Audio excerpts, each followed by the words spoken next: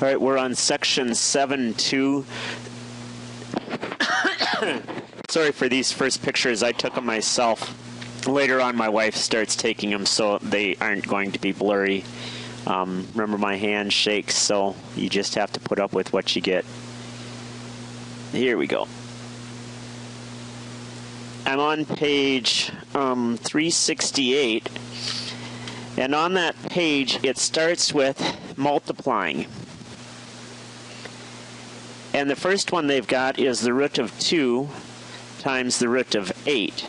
So you got a 2 and 3 more 2's, because 2 times 2 times 2 is 8. So if you combine those two together, you end up with 4 2's, which you can split up so that you've got the root of 2 squared and another 2 squared. And since the index is 2, you end up with 1 pair of 2's and another pair of 2's, or 2 squared, which is 4.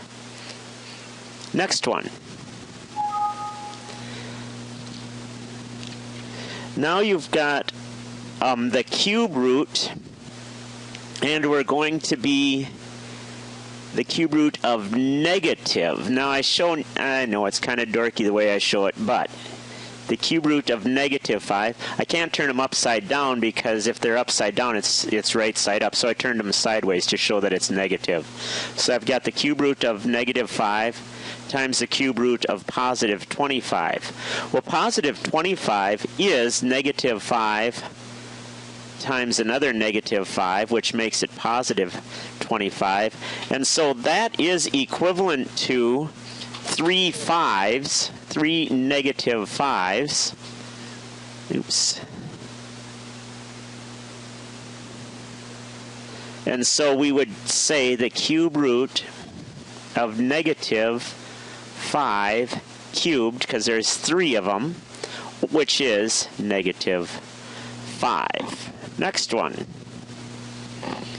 I'm on the bottom of the page, example C. Now what's interesting about this one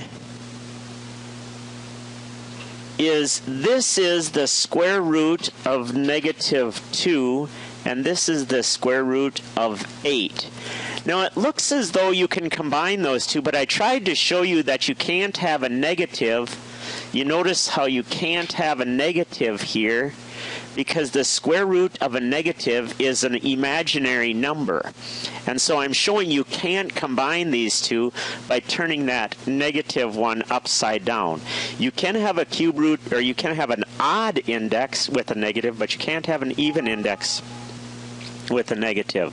So that's why that one you can't simplify at all. You can't like combine those two because one of them is a negative number. Let's look at the top of page 369, example, what is that, example 2. Notice we've got 72. 2 times 2 times 2, that's 8. 3 times 3 is 9. 8 times 9 is 72. And then we've got, j to the third, right? Or they say x to the third, and we're taking the square root. So the rule is you can lay down groups of 2. So let's see what happens when we do that. Notice we've got groups of 2 that we laid down here.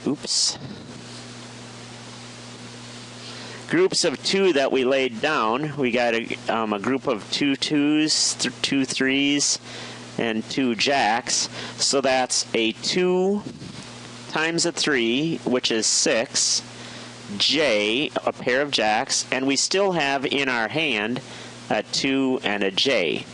So the square root of 72 x to the third, or j to the third, I guess you'd say, is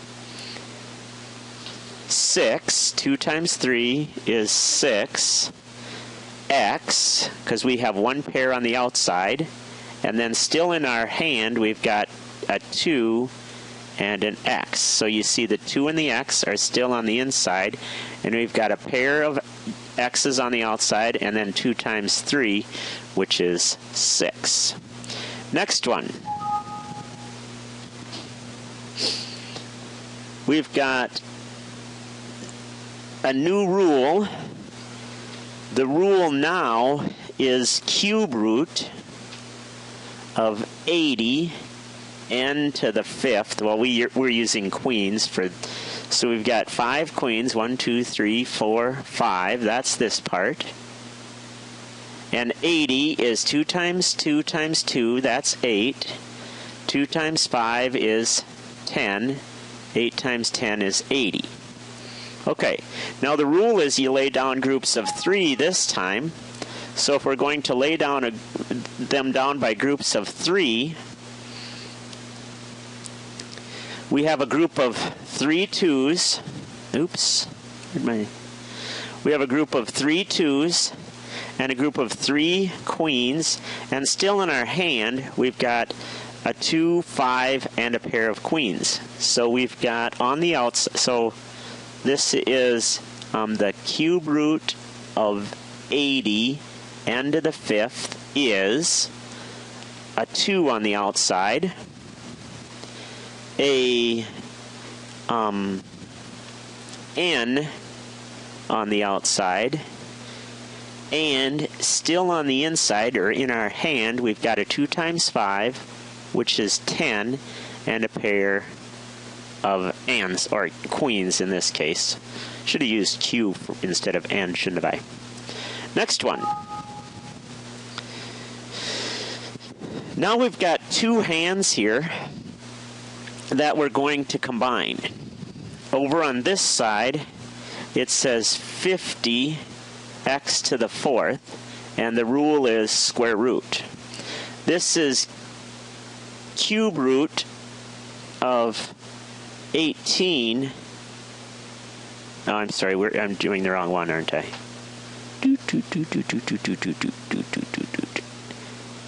I should be doing example 3.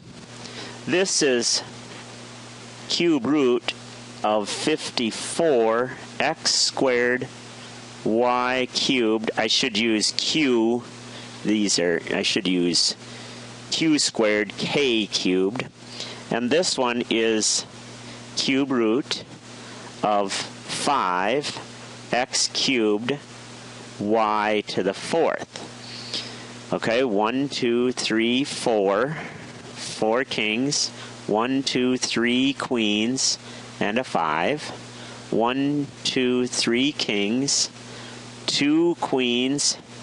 And then 3 times 3 times 3 is 27. Times 2 is 54. So now when we combine those, we get all these. We have a total of 1, 2, 3, 4, 5 queens, 1, 2, 3, 4, 5, 6, 7 kings. Okay, and then 3 3s, a 2, and a 5. So when we take our cube root 54 x squared y cubed times cube root 5x cubed y to the 4th, we get cube root of a really long number. 54 times 5 times x to the 5th times y to the 7th. The rule is throw them down by groups of 3. Remember, 54 was 3 cubed times 2. Okay, so we've got the 3 3s, we've got 3 queens, we've got 6 kings down on the table, and we've got this left in our hand. So when we write it, we would have on the outside a 3, a queen, which is x, 2 kings, which is y squared, And still in our hand, we've got a 2 times a 5, which is 10. 2 queens, x squared, a king, y. They should use q and k rather than x and y, shouldn't they? Life would be a lot easier. Next one. So that's how you combine things. How you divide is on the top of page 370. Let's look at division. So we have the the cube root of 32, which is, I should have done,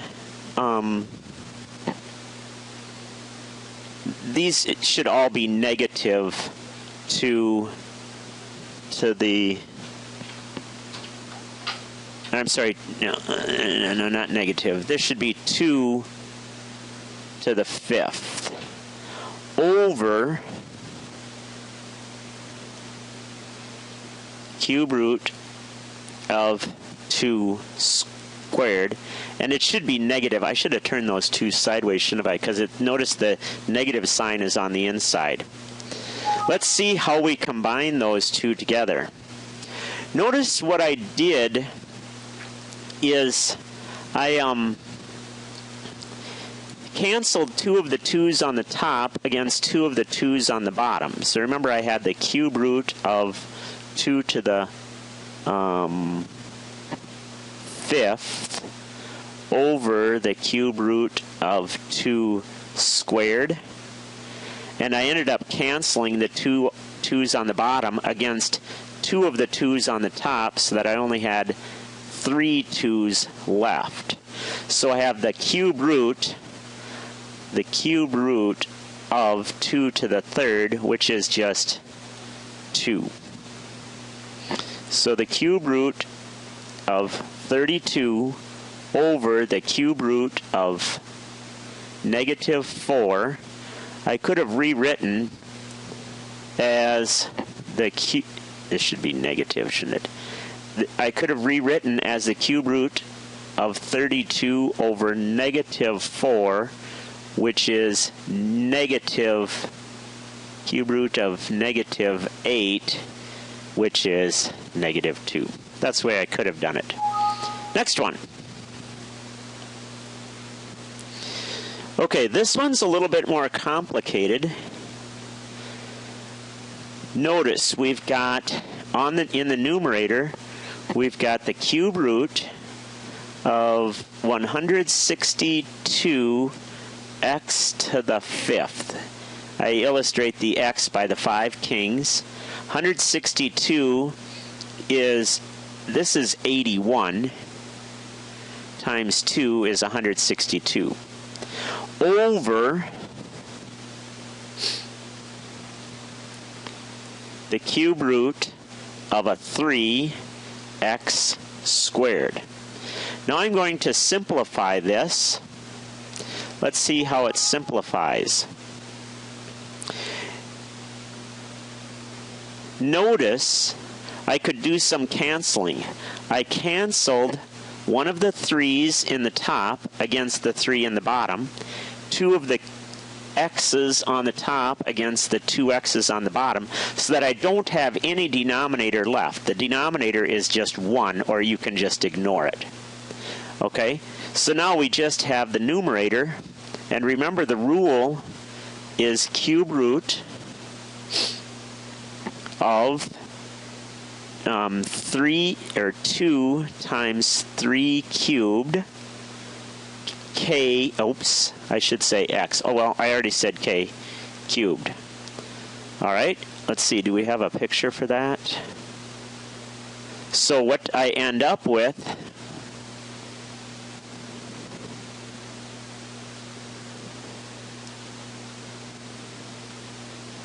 that's not going to be good. What I end up with then is 3 3's on the outside, an x on the outside, and a cube root of 2. That's what I get when I start with the cube root of 162x to the 5th over the cube root of 3x squared. The last thing that they have us do is rationalizing the denominator. So here's our fraction. We have a numerator of the square root of 2 and the denominator of the cube or the square root of 3. The rule says you can never have a denominator that has a radical in it. I told you before that goes back to the days when we had to do stuff with slide rules. So here's how we rewrite that problem. We take the denominator and the numerator. Remember we had the square root of 2, square root of 3, and we multiply them so that the denominator is a square. In other words, we've got a pair of 3's now in the denominator. And in the numerator, still on our hand, we've got the square root of 6. The denominator, since that's a pair on the table, is 3, so square root of 6 over 3 is what we end up with when we start with the square root of 2 over the square root of 3. Next one. Rationalizing the denominator also works when you're dealing with situations such as this. Here's our problem. The square root of x cubed over the square root of 5xy.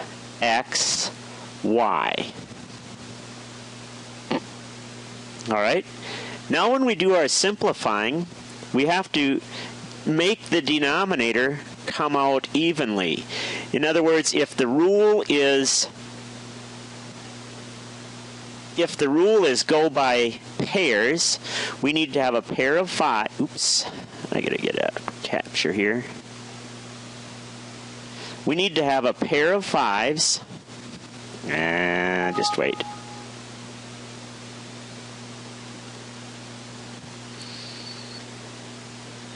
We have a pair of 5's in the denominator, a pair of kings in the denominator, x's, and a pair of aces in the denominator.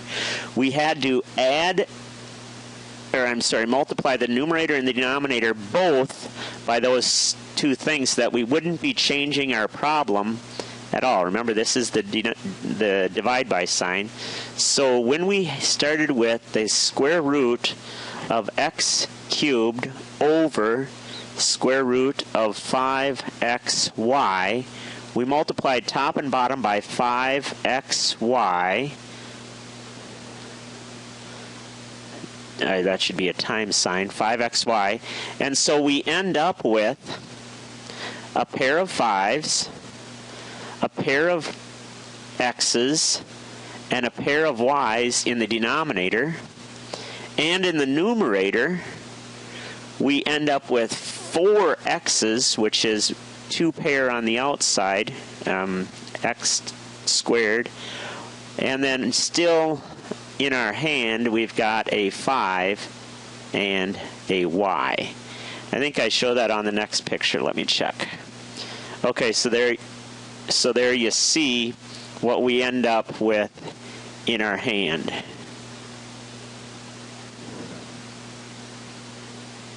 We end up with a pair of 5's in the denominator, a pair of x's, a pair of y's. In the numerator, we have a pair of x's, another pair of x's, and a y and a 5 still in our hand. Or denominator 5xy, numerator x squared, square root, because it's still in our hand, 5y. That's what you get when you start with, where was this one? Square root x cubed over square root 5xy. Next one.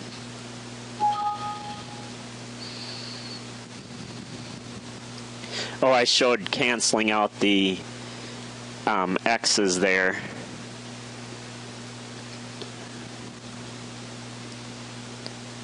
Okay, let's look at this one.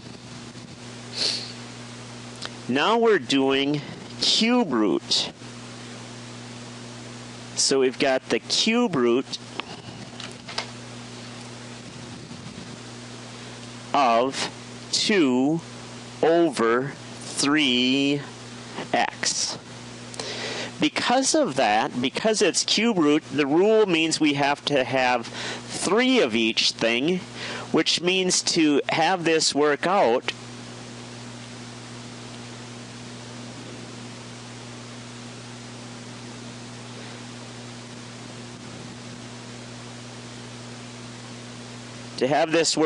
we have to make 3 3's in the denominator, 3 x's in the denominator, and so we end up having to add 2 x's, or multiply 2 x's in the numerator, 2 x's in the denominator, 2 3's in the numerator, 2 3's in the denominator. So when we start with the cube root of 2 over 3x, we have to multiply numerator and denominator by 3 squared x squared, 3 squared x squared, and what we end up with then is this.